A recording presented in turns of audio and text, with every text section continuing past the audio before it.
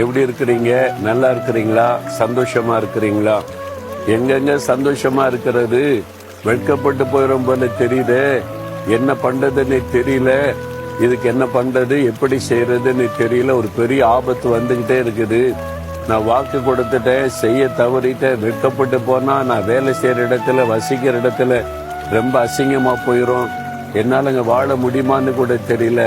அப்படின்னு நீங்க கலங்கி கொண்டு இருக்கிறீங்களா? ஆண்டு சொல்றாரு, ஏசாயா 61:7 உங்க வெட்கத்திற்கு பதிலாக 2 தனியான பலன் வரும். நீங்க வெட்கப்பட்டு போக மாட்டீங்க.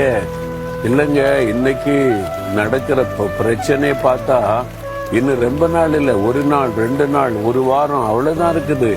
அதுக்குள்ள நான் அதை செய்யாட்ட வெட்கப்பட்டு போயிருவேன்னு அப்படி கலங்குறீங்களா? உங்களை வெட்கப்பட கர்த்தர் விட மாட்டார்.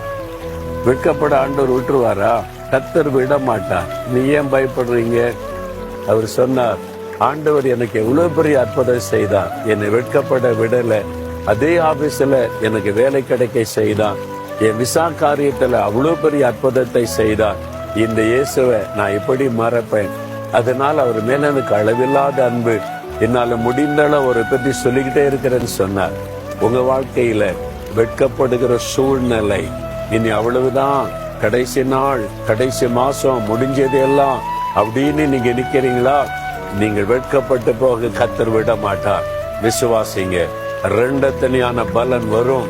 எப்படியாவது ஒரு வழி ஆண்டவர் உண்டாக்கி தருவார். விசுவாசத்தோட ஜெபிங்க. தகப்பனே, இந்த மகன், இந்த மகள், இந்த குடும்பம், உங்க பிள்ளைங்க இவங்க வெட்கப்பட்டு போக கூடாது.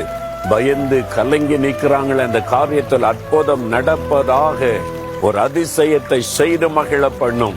வெட்கத்திற்கு பதிலாய் 2 தனியான பலன் வரட்டும். இன்றைக்கு அந்த அற்புதத்தை செய்யும். இயேசுவின் நாமத்தில் ஜெபிக்கிறேன் பிதாவே. ஆமேன், ஆமேன்.